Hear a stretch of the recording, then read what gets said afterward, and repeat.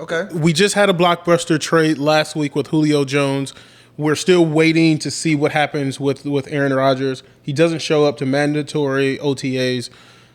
Let's address Aaron Rodgers. Let's address Aaron Jones, Devontae Adams, how Aaron Rodgers affects their ADP if he is not back with the Packers, and what that means for everyone surrounding Aaron Rodgers. You want to go first? I mean, I can start up because I was the first one that kind of was like, Aaron Rodgers is going to be traded, right? So, Was he really the first one, though? I don't know. I don't know if he was the first. It was draft night. I was telling y'all. I actually thought he was going to be traded draft night. Check the transcript. Y'all didn't believe me, but he wasn't traded. So check the chat. I don't know about that one. We'll get back to you on that. So for me, and then definitely I'm getting way ahead of myself with all this, but in my mind, I've literally just accepted that. I feel like Aaron Rodgers is going to be a Denver Bronco. You know, for whatever reason, that's locked in my head. So I've literally been approaching the drafts this season as if the starting quarterback for the Broncos will be Rodgers, and all his weapons are going to benefit from that. Which is why I've been high on Noah Fant, Sutton, Judy. What did we just say about Judy? What did I just text about Judy a couple days ago? I forget. 90+ receptions. I don't care if his quarterback is Aaron Rodgers or not. Bridgewater. I think it's going to be Bridgewater. Yeah. Or Lock. I don't think it'll be Lock. I think it'll be Bridgewater. But I think Jerry Jeudy is headed for a 90+ catch year. And I think Sutton's injury is being downplayed, honestly. Yeah. I think he's going to take a while to get back to what he was. We need to talk to the doc about Sutton. I don't think we've asked him about Sutton. No. We definitely need to reach out to him. Exactly. But as far as the Broncos, this is kind of part of the reason why I didn't want to talk about the Titans trade, the Julio trade, because I feel like we kind of slightly touched on that a couple weeks ago. Mm-hmm. We were trying to be ahead of it. And once it happened, I feel like we were already where we need to be. So talking about this Aaron Rodgers thing in the same vein, I feel like, okay, if we expect Aaron Rodgers to go to the Broncos, and again, you brought the Vegas Raiders, which we can touch on as well. I think that's kind of interesting. But if we expect Rodgers to go, or if Rodgers ends up on the Broncos, what does that do to all these pieces around the Broncos, right? Mm-hmm. I think that shoots everybody up. Because one thing about Jerry Jeudy last year, and I like that you said you feel like he's going to get 90 receptions, he was open all the time last year. Stayed open. 7-Eleven. 7-Eleven. 24-hour. All day long, Jerry Jeudy was open. Right? He's not even in business anymore. he just wasn't getting the targets. Like the ball wasn't coming to him. But he was always open. Always open. If you give that type of weapon, and we've seen Aaron Rodgers have those weapons before. We've seen him with the Randall Cobbs, Jordy Nelsons, Donald Drivers, Greg Jennings. If you give that type of weapon to Aaron Rodgers, he's going to make magic. If you knew today Aaron Rodgers was going to the Broncos, I guarantee you'd be taking Jerry Jeudy at least 2 rounds earlier than what he's taking now. He would, by the end of draft season, and again, in my mind, I'm assuming that Sutton is going to be slowly working his way back from health. He would be going at the end of the 3rd round into the 4th round. Mm-hmm. Jerry Jeudy is this year's Deontay Johnson. I like that. Jerry Jeudy is this year's Deontay Johnson. You, at some point, to win a league, especially these high-stake leagues, you're going to have to find solid value in the later rounds. Right. And Jerry Jeudy, when he falls to that 7th, 8th round, I mean, he is screaming at you, take me, take me. So when we say Rodgers potentially can move to the Broncos, once that happens, Jeudy shoots up. Noah Fant, you know I'm big on Noah Fant this year. Yeah. Noah Fant, when he was in college, him and T.J. Hockenson went to the same college. What was it? No, it's not Iowa. I don't even remember. They went to the same school as George Kittle. They came into the draft the same year. Hockenson was the all-around tight end, can block, receive, dominant. Fant wasn't as much of a blocker. He was a major receiving tight end. Iowa, Iowa. He was a major receiving tight end. And at the end of last year, because I recall to start the season, Locke wasn't targeting his tight end as much, but by the end of the season, they kind of just recalibrated him and said, focus on Fant. Fant was doing a lot of work. Take Locke out of the equation and put Rodgers in and have him targeting Fant as a receiving tight end. Mm-hmm. Fant's gonna go off. Yeah. I mean, There's so much that Rodgers would bring to the offense as far as manipulating the defense. So if you thought Judy was open before, oh my god. and one of my issues with Fant is I thought he's good straight line runner, but I felt like he had difficulty separating. But imagine Aaron Rodgers play action pass, looking the safety off. Fant's just wide open. With that flick of the wrist, Just that wide open. Rodgers flick Flick of the right wrist. there. Just there you go, all day long. So Yeah. honestly, all those Broncos for me at this moment, Yeah. all those Broncos are undervalued. And a quick play off of that, you brought up the Raiders. If you're doing a lot of best balls and you're heavy into best balls and you're like, okay, how can I come up with a creative stack? Because that's really the only time that I really like to force a stack anyway. We need to discuss stack at some point. Yeah. Because I don't think everybody understands true. I'll let you touch on that right after I talk about it. But you talking about the potential for Rodgers going to the Raiders. Imagine stacking the Raiders with Rodgers. I never even considered it. They are I cheap never even right considered now. it, honestly. Yeah. Obviously, you got to pay for Darren Waller. Yeah. But then maybe you get a Henry Ruggs. Yeah. How cheap is Brian Edwards? John Brown. They're all cheap. They're all cheap. Bro, they're Take all your pick of the cheap. litter. Yeah. They're all cheap. And you know that they're not going to be the heaviest run game, okay? So you don't necessarily have to kind of go after Jacobs. You just go after all of their receiving options. Right. Man, I literally just came up with that. Yeah, we're gonna have to start implementing that, bro. If you telling you. win a stack Hey, with we need to Aaron get a Rodgers cut. as the Raiders, We need to get a cut. I need my cut. Like, we ain't playing. We need that money. I need We're my gonna cut. sue you. But seriously, yeah, talk 'cause- about stacks. I mean, okay, so let's explain what a stack is for the people that are not really familiar with the term. A stack basically means you take a team's kind of all the players on a team that basically can have a great game if the team blows up. By that I mean you're taking their quarterback and their receivers. Sometimes people like to look at the quarterback and the running back. Me personally, I feel like it's more so quarterback and receivers. So like we were talking about Dak last year having those 500-point games. If you look at what CeeDee Lamb and Amari Cooper were doing, they also had great games as well. So that when we say stacking, it means if your quarterback is going to have a great game, he has to throw it to somebody. That means the receivers are also going to have a great game. So when you stack, you're basically saying all these players together are going to blow up at the same time. And stacking benefits a lot of best ball turners, like you're saying, because with best ball, they always put your best lineup into the starting lineup. So when that occurs, you don't even really have to know when it happens. But when it does occur, you're going to get all those points. Yeah. So stacking is very beneficial. And when we were talking about the Raiders, I did a best ball on Underdog a couple of days ago. I promise you, John Brown, Brian Edwards, Henry Ruggs, all were taken after the 14th round. Wow. And these are all the Raiders receivers. We're not even missing a receiving option as far as wide receiver there. Like, we know it's going to be those guys. Now, of course, Waller is going to do his thing. He's a first, second, third round pick. But after that, they have to throw it to somebody, And all of those guys are cheap. At the moment, say Rodgers doesn't go there, Derek Carr is cheap.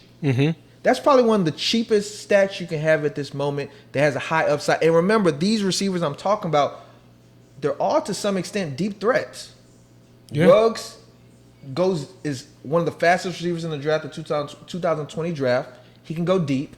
John Brown, we've seen him go deep when he's with the Cardinals, when he's with the Ravens, when he's with the Bills.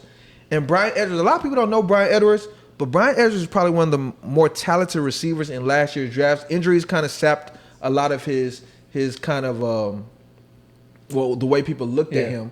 But if he was healthy, he's actually one of the higher touted receivers. Yeah, he's one of my favorite late round picks. Oh, to piggyback off of that real quick, I read an interesting quote from Kenyon Drake. And this quote, or me bringing this quote up, has really nothing to do with Kenyon Drake. But it was interesting how he phrased it. The quote was based around the idea of them improving in red zone offense. And he was talking about how with him and all the weapons that they had, they felt like they were going to improve significantly in that area this year, heading into 2021. And he mentioned a few names, okay? He mentioned Henry Ruggs, obviously Darren Waller, and Bryan Edwards. Okay. And the importance of that is in these areas where the wide receiver room or who's going to be starting is very ambiguous. We have no clue what is going to happen or who's going to win those starting jobs, the slot job or the X receiver, et cetera. When players mention things like that, I take note. Yeah. Because that kind of tells you, okay, he's bringing up these names. Those guys he are sees likely the leaders in those rooms. They're likely running with the one. But- So it's a small little tidbit, but But for me, I don't even really think it's that ambiguous. I think Yeah. we know Let's hope so. because last year the top receiver for the Raiders was Nelson Aguilar. Yeah. The guy that they literally ran out of Philadelphia. Yes, yeah. They literally like, couldn't man, catch a please baby." leave. We don't want you anymore. And I think Nelson was a first round pick for the Eagles. Yeah. So they really gave up on him quick. But I mean, Nelson was good. No, he was solid. And then he went to the Raiders and he showed out. Yeah. He showed out. Henry Ruggs got hurt. He was kind of in and out of the lineup. Yeah. Bryan Edwards is still coming back. They had Tyrell Williams, who Yep. I tried to convince you all I was wrong about, but Tyrell Williams got hurt. He's gone now. So now the only receivers they really have are Ruggs, Edwards, and John Brown. It's literally no confusion. You Yeah. know who they're going to put out there. So And Renfro. Yeah. You did say Renfro's a slot receiver. yeah, Renfro's a slot Yeah, receiver. we know. Renfro produces. I mean, So you mentioned the potential for the teams that would gain or or whatever team Aaron Rodgers went to, how it would affect them. But how would it affect the Green Bay Packers? Yeah. This is where it is tough. So Yeah, first yeah, you have to decide, one, is Aaron Rodgers going to get traded, or is he just going to sit out the year, or is he going to sit out part of the year? Is he going to retire? That's also Yeah, an and option. if he retires, he's probably going to come back the following year. But there's also a chance that he sits out the first 3 or 5 games and then comes back. All of those within the realm of possibility. Everything is on the table. So you got to figure that out. And so basically that's just kind of your level of risk tolerance when it comes to drafting. And again, we're talking to people who are doing multiple drafts. If you're doing one single draft, just avoid the situation. Go with the known. But when we're focusing on the unknown, we want to be a little bit prepared, and we want to try to take advantage of opportunities right now. That's where the edge is So gained right when there. it comes to the skilled players, again, let's assume, I think right now, based off of what I'm hearing out of camp, and I know it's OTAs From your and I know sources? it's fluff, my sources, Twitter. Twitter and everyone on Twitter. And everyone retweeting everyone on Twitter. Right. Your private sources, yeah. Your unnamed Yeah, my private sources. sources. So based off of what I'm hearing, I was on the Bortles camp. I kind of like the idea of him reconnecting with the OC, et cetera. Blake Bortles? Yeah, I felt like they just, because the talks earlier on were that Love was just not ready. They signed Blake Bortles. He's familiar to some degree with the offense. He's got some experience. And he's somebody that can just sort of kind of get you by, at least play the first 5-6 games until they feel like Love is ready. Yeah. But based off of what I'm hearing in camp and, how he's performing, it sounds like Love may push Love to start. And we talked about this the other day. You cannot be the Green Bay organization, alienate Aaron Rodgers by drafting Love in the first round. Bingo. And then have Rodgers pull, I don't want to call it a stunt, but basically have this situation with Rodgers, lose Rodgers in some fashion, and then not start Love. Right, you have to. How bad would you look? Right. Yeah. To say we drafted this guy over Love, we alienated our MVP caliber quarterback In and the we're not first gonna start round. him. In the first round. In the first round. So- No. They traded up. And they traded up. So, Yeah. so basically, they have to start Love. They so have to. Let's start with that. So they're starting Love. Okay, so we know Love per film or per scouting report throws a great deep ball, but has problems with accuracy. Right. Okay, he can run. He can run. Okay, so whether or not you want to play with him as a late round quarterback, by all means, He kind of reminds me of Colin Kaepernick for some reason. Colin Kaepernick, Jalen Hurts. I mean, he may have some standalone value. Don't put that. Yeah. Matt LaFleur is, I think, a very good play caller, and it's very creative. Yeah. So Former that's- Titans. Yeah. OC. So we're not really considering drafting Love in any significant form. Okay, Right. as far as spending But let's talk ADP about on it. how it affects Adams. Exactly. And So Jones. the first player that I want to get to is Aaron Jones. What's your take on Aaron Jones? As far as if Rodgers is traded, If Rodgers is not there, Love is a quarterback. What are you doing with Aaron Jones? I definitely might be in the minority in this, but I feel like it will definitely hinder Aaron Jones I quite agree. a bit. I agree. Quite a I bit. agree. I agree. Number one, when you take Aaron Rodgers out of the fold, and I didn't watch a large amount of Packers games last year, but I don't know if they had 8 men in the box a lot when Aaron Rodgers was behind center. I would think they didn't because that would be stupid, but I don't know, because if they didn't, it had more of a light box.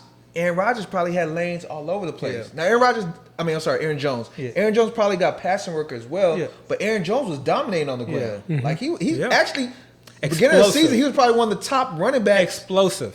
in the league. Yeah. As far as fantasy. Yeah. So now that you take Aaron Rodgers out of the fold, regardless of how you feel about Love is not Aaron Yeah. Rodgers. And I have not been able to pull the trigger on Aaron Jones. I passed on him at the end of the second round. Obviously in the third round, I'm just. Is it because you feel like Rodgers might be gone, or you just don't like Aaron Jones' talent? No. I love Aaron Jones' talent, but Okay. I understand what they're trying to do with him from an organizational standpoint. They don't want to give him a full workload. So right now, remember, let's think back to last year. There was a lot of debate on terms of where to take Aaron Jones. Remember, the talk was regression. No way he could be this efficient. Well, guess what? And He was that efficient. This is also right after they drafted A.J. Dillon in the second And round. right after they drafted A.J. Dillon. Yeah. And then people just completely dismissed Jamal Williams back then. And even back then, I was a Jamal Williams fan. Right. And when Jamal and you would see them literally split work. Jamal Williams got work, and he looked good doing it. Yes, he did. He's another one of my highest owned players. Side note. But so now bringing A.J. Dillon, the A.J. Dillon factor. They drafted a running back too. They drafted him late. Kylan Hill from Mississippi State. And you're the dynasty guy. For me, when I hear stuff like that, I just just put it out there. So you I know don't you put win, it out you there. know, I just so. it'll be relevant when it's relevant. So, Yeah. but for me, AJ Dillon is taking on that Jamal Williams role, if not more. Yeah. And he's a big guy. Whether or not he's going to be good on the goal line, who knows? But theoretically, you could see them using him on the goal line. Yes, you can. So I'm not saying that if Aaron Rodgers is there, that Aaron Jones isn't worth his current ADP. But if Aaron Rodgers is not there, I have a hard time pulling that trigger in the second round, knowing he's splitting work, knowing he has a very fresh, I call them rookie QBs in terms of just playing their first games as quarterbacks back there. To me, the offense is just not going to be as good. So we're both low on Aaron Jones. So his scoring TDs are not his scoring. I think he gets a lot of value from scoring touchdowns. Okay. They're not going to be as the upside is not going to be as high there as well. So for me, I'm out on Aaron Jones currently right now, unless if I get the number one overall pick and Aaron Jones falls to me, I'll take him down. So okay, but he falls to the very end of that second tier. Right. I think we agree there. Yeah. I think we slightly disagree on Devontae Adams. Yes. So what's your take on Adams? If Rodgers is moved, If or Rodgers if he just is doesn't moved, show up? I want no part of Devontae Adams in the second round. He's a great receiver. I get it. I've seen great receivers in bad situations. I've seen them perform. I've seen them not perform. This is a situation to me where I'm taking everything in totality, and I don't like the vibe that I'm getting from Devontae Adams. He is ride or die Aaron Jones. Okay, Aaron Rodgers. Aaron Rodgers. He's ride or die Aaron Rodgers. That is his boy. Mm-hmm. He gets very emotional when he talks about Aaron Rodgers. If Aaron Rodgers is not there, I'm not saying Devontae Adams is not going to play as hard. Okay, but there's a certain chemistry that goes there. Devontae Adams, if you watch the timing routes that he ran and his connection, his rapport, his chemistry with Aaron Rodgers, it was on another level. It was. The back shoulder fades. To expect a rookie quarterback to come in, again, I'm calling him a rookie because this is, he's really just now getting in to playing that quarterback position his first year. To expect him to come in and be able to develop that, Right. and for me to draft him in the second round over a guy like Calvin Ridley, to expect him to have the same type of TD upside that he would have with a guy like Aaron Rodgers, Right. I just don't see it. I don't understand it. And I think Right. it's a situation where Devontae Adams, if he turns an ankle, he's going to sit out. Remember last year he was fighting. Right. I think he had a high ankle sprain, or he had a significant injury. Right. He was Mid-season, fighting. He too. wanted to travel with the team, and they were like in the Green Bay organization, very conservative. Right. I think if he has like a low grade ankle sprain, he's gonna be like, look, I don't know what this is. Okay. I got a contract coming up. Okay, Let me chill. so you actually literally just alluded to it, and I was actually going to make that point. This is Devontae Adams' contract year. Typically in contract years, players produce the best they can produce because they're trying to get the next contract or the next deal at the highest amount of money possible. For me, I kind of agree. Obviously, if any receiver, I don't care who you are, if you lose Aaron Rodgers, you're going from Aaron Rodgers it's going to love. reduce your value for anybody. Yeah. The only reason why I still have a little bit of hope with Devontae Adams is, a few reasons. Number one, I feel like Devontae Adams is one of the best route runners in the NFL. He's not super fast. He's not super strong. Not any ridiculous attributes. Slam, what they call him, Slam Boy or whatever. Don't call him Slam Boy. But Devontae Adams, we don't endorse that on this podcast. Like when you watch Devontae Adams, you literally are wondering, like, why is he always open? Like, he's the only receiver the Packers have, and he's constantly open. Footwork is sick. I feel like that doesn't go away no matter who the quarterback is. It doesn't. That's number one reason, or that's the first reason why I'm still kind of up on Devontae Adams. The second reason is, if the Packers are not a successful team this year, and we constantly allude to this, y'all are probably getting tired of me saying this, but if the team is losing or they're trying to keep up, what are they going to do? They're going to pass the ball. When you have Devontae Adams and a bunch of Joes, who are you going to throw the ball to? You're going to Amari Rodgers. They got a lot of. Okay. No, we like Amari Rodgers. This is getting back to that situation where you said like negative game scripts, and they're going to throw. On a competitive team where you have competitive pieces in play, I think that's a good thing. On a bad team, I don't necessarily know how much that helps you out. If you have a quarterback, it might not help. I feel like, so last year Devontae Adams had a lot of value because he had Rodgers. Yeah, efficiency was great, scoring touchdowns. I think on the other end, if Rodgers is gone with Adams and they're not as a good of a team, I think he's going to get force-fed a whole bunch more targets. He got like 150, 60 targets last year. Because they had no other options. I think that he would even be more. Now, they're going to be run heavy. They weren't losing offense. games last year. Yeah, they're going to be run heavy. I'm talking offense. more so if they're losing. Yeah, like if they're literally every week they're just taking L's. But their defense is not that bad. I think they're going to be a run-focused offense. Even if their defense is good, if your they went into that draft thinking that they were like, okay, Aaron Rodgers is near the end of his career. Let's transition this offense to a run-based offense. Right. That's why they took A.J. Dillon. Right. They also took a cornerback in the first round. Yeah. This year they took Stokes. Their defense is pretty solid, I think. But what I'm saying is, if their team is not as successful, they're going to have to throw the ball more. Yeah. And they don't have. I mean, they got Rodgers, Amari Rodgers, who's a rookie, who we'll see what he's like. I like him. But Adams is still one of the top receivers in the NFL. He's still a great route runner. They're still going to throw him the ball. I don't deny that. So the way that I'm viewing, so there's two folds to this. So there's how you should draft him right now, and there is where my projections are. And I keep saying it, we're going to get to this projection discussion. So where would you... Right now, in terms of projections where I see him, he reminds me of Allen Robinson. And that's a great compliment. I like that. Because he's played with a lot of bad quarterbacks, but still produces. But it's hard for him to produce at such an elite level without an elite quarterback. Your overall wide receiver one almost always has a very elite quarterback. I got you. Right? So I see him more in that category or that tier of Allen Robinson should Aaron Rodgers not be there. Now let's get to where we should draft him. Okay. Because again, we're still operating and dealing in a realm of unknown. Right. So right now we don't know if Aaron Rodgers is there or not.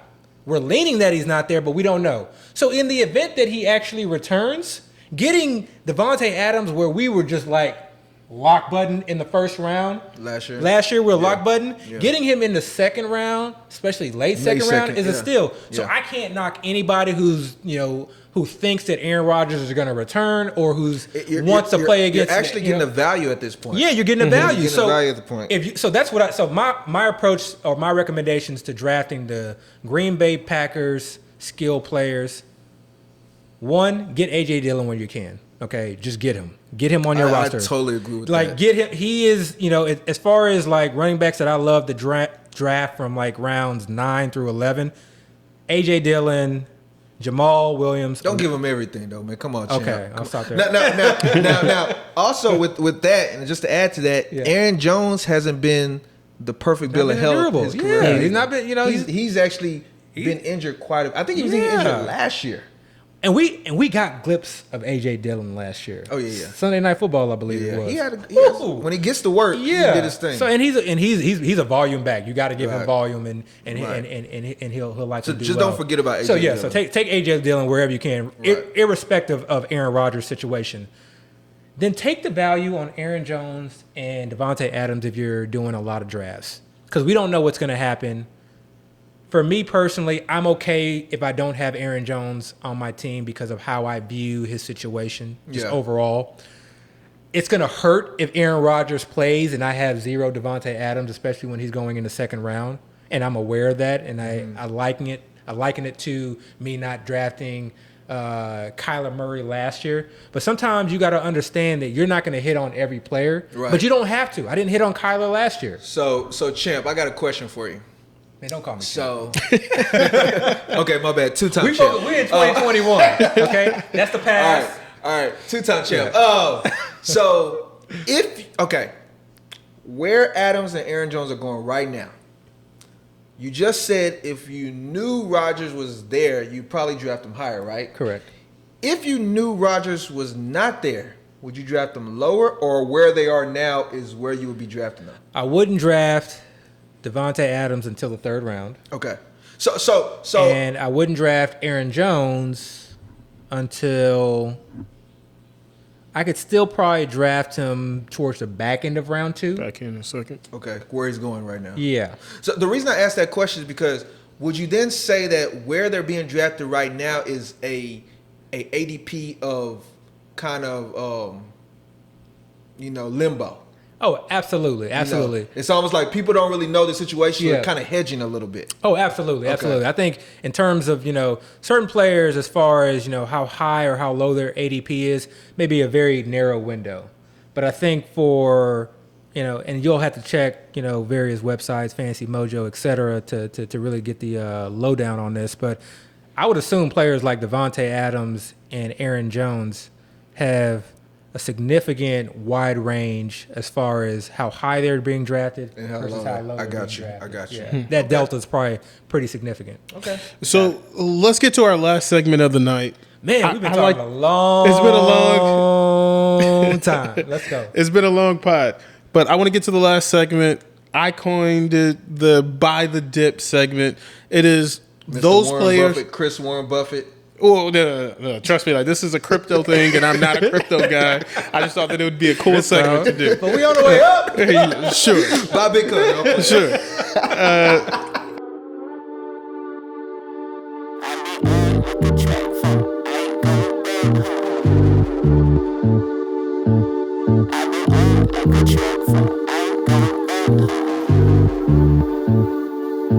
I said, God, give me a warning. Please take me for the morning, so I leave more disappointments than I ever will appointments. Give a fuck about your feelings, rub it in. This your ointment, can't depend on the oinker. Find your pick in the blanket, find a stick. Through your anus, give a rib for your statement. This shit, and the payment that is on, word is born. I've been on like a